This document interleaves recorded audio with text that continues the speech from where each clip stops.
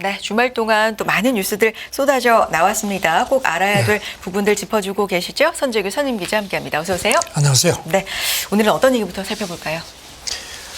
미국이 중국에 대한 그 첨단 기술 투자 제한하는 규칙안을 만들어서 공개를 했습니다. 네. 현지 시간으로 지난 금요일 날 미국 재무부가 보도 자료를 냈습니다. 그러니까 국가 안보를 위협하는 그 다음 세대 군사 정보 감시, 사이버 능력 등에서 이런 중요한 기술이나 제품을 개발하려는 우려국, 이제 중국이라고는 검열 안 했는데 중국을 네. 얘기를 하는 겁니다. 우려국이 미국의 해외 투자를 악용하는 것을 방지하기 위한 거라고 규칙 제정안 취지로 설명을 했고요. 네. 그 바이든 대통령이 작년 8월에 미국 자본이 중국 첨단 반도체, 양자 컴퓨팅, 인공지능 등에 투자하는 것을 금지하고 이런 관련 기술 거래할 경우에는 정부에 사전 통보하도록 그렇게 의무화하도록 그런 행정명령을 냈고, 그때 재무부가 구체적인 규정안을 마련을 하도록 지시를 했습니다. 네. 규칙 제정안 좀 구체적으로 보면 어떤 내용 포함되어 있나요? 미국 시민권자나 네. 영주권자가 이제 이렇게 금지를 해야 하는 부분이 반도체하고 마이크로 일렉트로닉스, 그다음에 양자 정보 기술, 그리고 AI 시스템 이런 걸 이제 거듭 강조를 했습니다. 네. 그러니까 이제 대상은 지분 인수, 그다음에 지분으로 전환이 가능한 채권이라든가 금융 합작 투자, 그다음에 이제 투자국에 대한 생산시설 법인 설립하는 이른바 그린필드 투자, 이게 이제 대상입니다. 네. 위반하면은 민사 처벌도 되고 형사 기소될 수도 있다는 점을 밝혔습니다. 다만 예외는 있습니다. 상장 기업이나 일정 규모 이상 펀드에 대한 투자는 예외가 인정되는 걸로 나타났습니다. 네. 재무부 쪽에서 공식적으로는 어떻게 언급하고 있습니까? 재무부 고위 관계자가 네. 이거 미국 언론한테 브리핑을 했습니다. 네. 그러면서 무엇보다도 전투 같은 경우에 무기 표적 설정이라든가 위치 추적 같은 그런 데 사용될 수 있는 AI 애플리케이션 중국이 개발하길 하는 것을 막길 원한다, 이렇게 속내를 드러냈습니다. 8월 4일까지 이 제정안에 대한 견해를 접수한다고 했는데 언제 최종 규칙이 나와서 언제부터 시행될지에는 얘기를 안 했습니다. 네. 다음 얘기로 넘어가 보겠습니다. 중국과 유럽연합 이 전기차 관세 협의 과정에 대한 얘기인데 지금 어떤 단계까지 가 있는 겁니까? 일단 유럽연합하고 중국이 지금 이제 잠정 방침을 이제 통보를 했기 때문에 네. 협의를 갖기로 합의를 한 걸로 나왔습니다. 네, 지난 토요일 날 이같이 이제 합의가 된 걸로 보도가 됐고요. 네. 그리고 이제 아시다시피 전기차 관세 마찰 같은 걸 논의하기 위해서 이제 서울 갔다가 이제 중국에 들어간 하베크 독일 부총리, 이 사람이 지난 주말에 베이징하고 상하이에서 부지런히 움직였습니다. 그 소식 전해주셨어요. 네, 그래서 국가발전계획위원회 책임자하고 상무 공업정보화 부장 잇따라 만났습니다. 그런데 전기차 관세를 둘러싼 이견을 좁히지 못했습니다. 이게 좁혀질 거라고 예상은 안 됐는데요. 다만 이제 이 하베크 부총리 얘기가 갈 길은 여전히 먼데 그래도 양쪽 간에 협의를 하기로 한 것 자체는 의미가 있다, 이렇게 강조를 했습니다. 네. 그리고 덧붙여서 우크라이나 전쟁에서 중국이 러시아를 지원하는 게 독일하고 중국 경제 관계를 악화시키는 요인이라고도 지적을 했습니다. 중국은 뭐라고 했습니까? 중국은 여기 대해서 네. 아주 여전히 단호한 입장입니다. 강하게 대응하겠다. 그러면서 독일이 유럽연합 안에서 이거 리더십을 발휘해서 올바른 일을 하길 기대한다, 이렇게 촉구를 했습니다. 하베크 부총리가 베이징 갔다가 이제 상하이에 도착해서 또 성명을 냈는데 역시 같은 얘기를 했습니다. 유럽연합이 중국과의 관세 논의에서 활짝 열려 있다. 지금 몇 차례 말씀드렸지만 중국산 전기차에 대해서는 이제 잠정 관세를 이제 다음 달 4일부터 이제 적용을 하는데, 하지만 이건 이제 잠정입니다. 그리고 확정되려면은 오는 11월까지 27개 유럽 회원국의 이른바 가중다수 투표를 통과해야 됩니다. 네. 그래서 하베크 부총리도 그때까지 충분히 시간이 있다, 이렇게 강조를 했습니다. 어제 이제 귀국했는데요. 리창 총리하고는 만나질 못했습니다. 조금 좀 기싸움 계속하는 모양새입니다. 알겠습니다. 전기차 관련돼서 중국과 유럽연합 간의 입장차 좀 확인을 한 것 같고요. 계속해서 중요한 내용들 들어오면 또 소개해 주세요. 다음 얘기는 합계 출산율, 출생률에 대한 얘기인데, 이건 전 세계가 사실 출산율에 대해서 좀 고민을 하고 있는 국가들이 많긴 한 것 같은데 우리나라가 특히 심각하죠. 합계 출산율은 네. 다들 아시지만 여성 한 명이 평생 낳을 것으로 기대되는 자녀 수인데 통상 2.1명 정도가 돼야지만 인구가 이제 안정적으로 유지되는 수준인데 경제협력개발기구가 그 지난주에 보고서를 냈는데요. 네. 이게 뭐 심각합니다. 세계 주요국의 그 평균 합계 출산율이 1960년 이후에 반토막 난 걸로 그렇게 나타났습니다. 특히 우리나라가 가장 안 좋습니다. 네. 이 기간에 8분의 1로 줄었습니다. 그 1960년부터 이제 그 OECD 회원 38개 회원국 평균 합계 출산율이 1960년에는 3.34명이었는데 이게 2022년 기준으로 1.51명, 그러니까 절반 이하로 떨어졌습니다. 우리나라는 6명이 든 게 0.78명. 그리고 이게 뭐 OECD 회원국 중에서 가장 낮고 합계 출산율이 주요국 가운데 일 밑으로 내려간 게 우리나라가 유일하다는 겁니다. 네. 그러니까 사실 우리나라만의 문제는 아니다. 지금 전반적으로 그렇다는데 우리나라가 제일 심각하다. 이거네요. 네. 아까 2.1명 정도가 돼야지 유지가 네. 된다고 말씀드렸는데 그보다 훨씬 뭐 선진국들이 굉장히 다 그 밑입니다. 네. 스페인, 이탈리아, 폴란드, 일본, 뭐 그리스, 캐나다 전부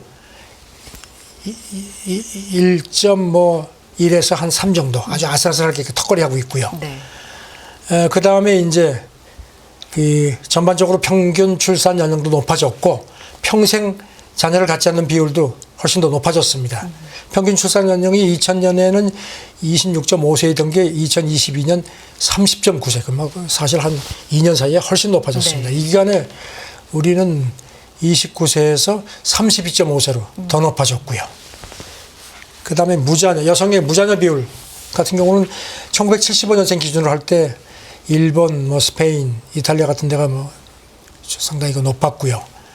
그리고 이게 1955년 정도의 한 세대 전하고 비교를 하면 거의 2배 이상이 된 걸로 돼 있고요. 무자녀 비율이요. 그렇죠. 네. 우리나라는 1955년생의 무자녀 비율이 8.32%였는데 1975년생 같은 경우는 12.9% 엄청나게 높아졌습니다.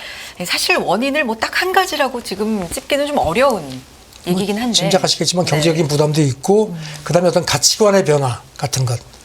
그다음에 젊은 세대가 이른바 캥거루 세대라 그러죠. 부모한테 독립하지 못하고 그다음에 이제 취업도 쉽지 않다는 것. 그래서 이제 보고서가 이렇게 지적을 했습니다. 부모가 되는 것 말고도 삶의 의미를 찾는 젊은 층이 점점 늘어나고 있고 자녀를 갖지 않는 데 대한 그 사회적인 용인도 커졌다는 겁니다. 이제 뭐 아이한테 뭐 자녀들한테 뭐 손주 언제 낳을 거냐 이런 얘기를 이제 하는 게 훨씬 줄었다는 겁니다. 네. 그래서 지금 이제 그 OECD 보고서가 따라서 앞으로 전 세계적으로 출산율이 획기적으로 높아질 걸 기대하기는 힘들다. 그래서 저출생 시대에 본격적으로 대비하는 게 필요하다. 그래서 이런 뭐 인구 고령화에 대한 세수 감소라든가 정부 지출 늘어나고 재정 압박 커질 수밖에 없다.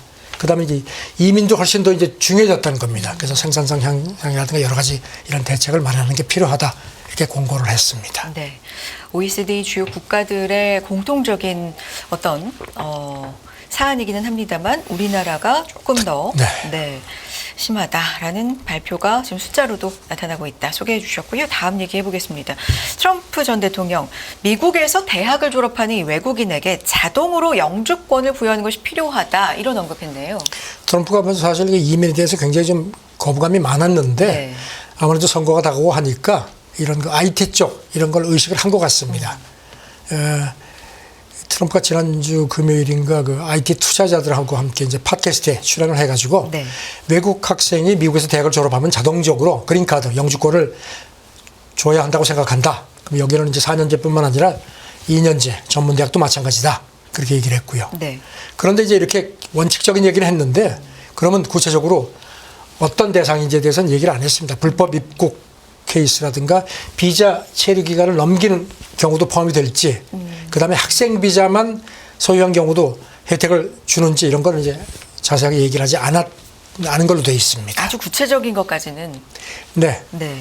지금 아시다시피 그 뭐 이게 트럼프가 지은 건 아닙니다. 그 특정 부분 외국인 대졸자에 대해서 미국에 남을 수 있도록 하는 입법이 전에도 공화당, 민주당 다 시도를 했는데 아직까지 뭐 이게 이제 여러 가지 뭐 그 이견들이 있어서 실행되질 않았고요. 네.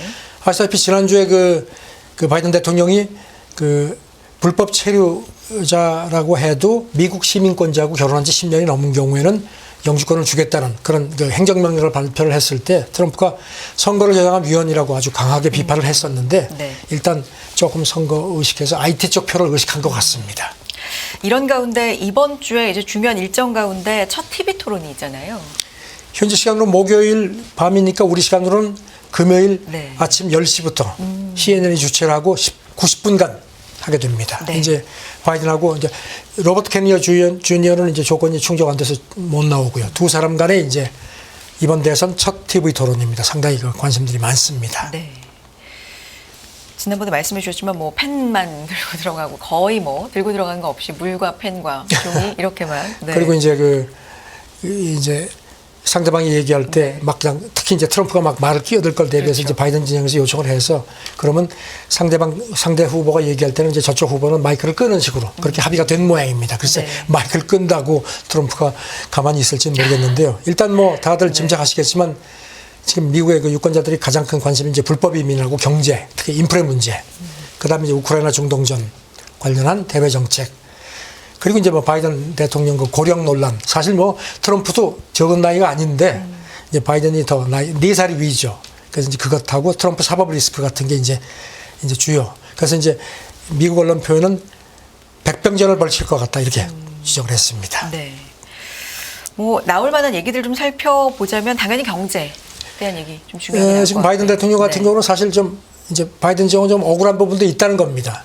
지금 바이든오믹스가 나름 미국 경제가 꽤 괜찮은데 인프레가 지금 워낙 그러니까 이것 때문에 지금 가려져 있기 때문에 이번에 이제 바이든오믹스 성공했다는 부분을 좀 많이 부각시켜야 하는 그런 게 있고요. 네. 반면 이제 트럼프는 이제 인프레를 집중적으로 공격할 것 같습니다. 그래서 바이든 행정부에서 경제가 더 나빠졌다는 쪽에 초점을 맞출 거라는 전망이고요. 네. 이제 또 이제 어떤 이념 문제에서는 트럼프가 민주주의의 최대 위협이라는 점을 이제 바이든 쪽은 이제 강조를 하고 그래서 이제 그걸 부각시킬 것 같다. 지금 여기 대해서 이제 트럼프는 그야말로 지지층 더 다지려는 것 같습니다. 현지 시간 지난 토요일 날 워싱턴에서 그 복음주의 크리스천 조직 신념 자유연맹 회동이 있었는데 여기 참석을 해서 크리스천들한테 나를 찍어달라 하면서 모든 미국 학교에 10계명이 걸려야 한다. 이런 얘기까지 했습니다. 지금 이것도 약간 논란이 있는데요. 네.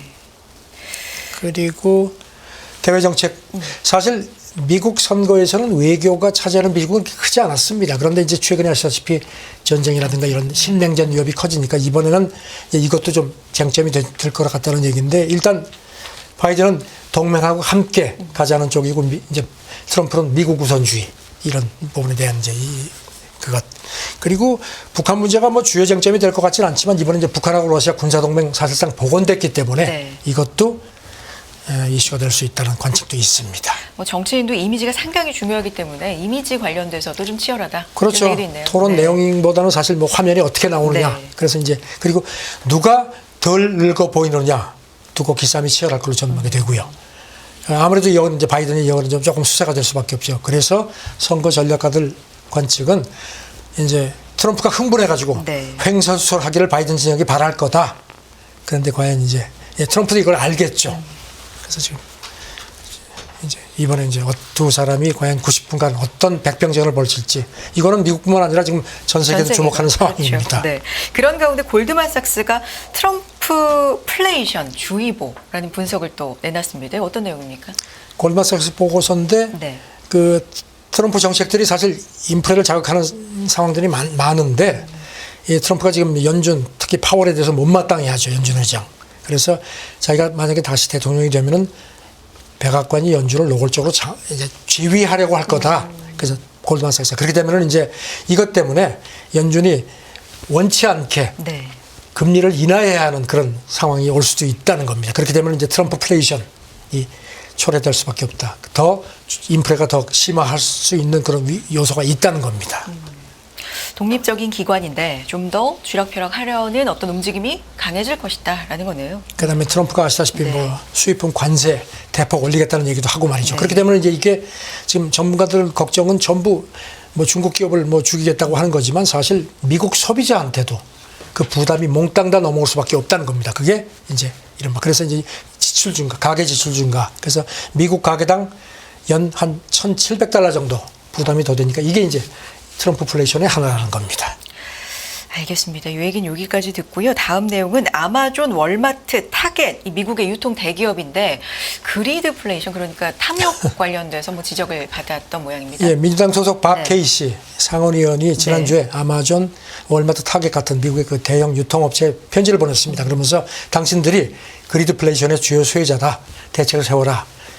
뭐 아시죠? 그리드라는 게 이제 탐욕, 그다음에 인플레이션, 기업의 탐욕 때문에 물가가 더 오른다. 사실 이 케이시 그 상원의원이 제기한 거 보면 지난 2022년 6월 말까지 2년 사이에 아마존, 타겟, 월마트 같은 데가 수익률이 미국 같은 기간 미국 기업의 평균 수익률보다 훨씬 높았다는 겁니다. 그래서 이런 것들도 있다.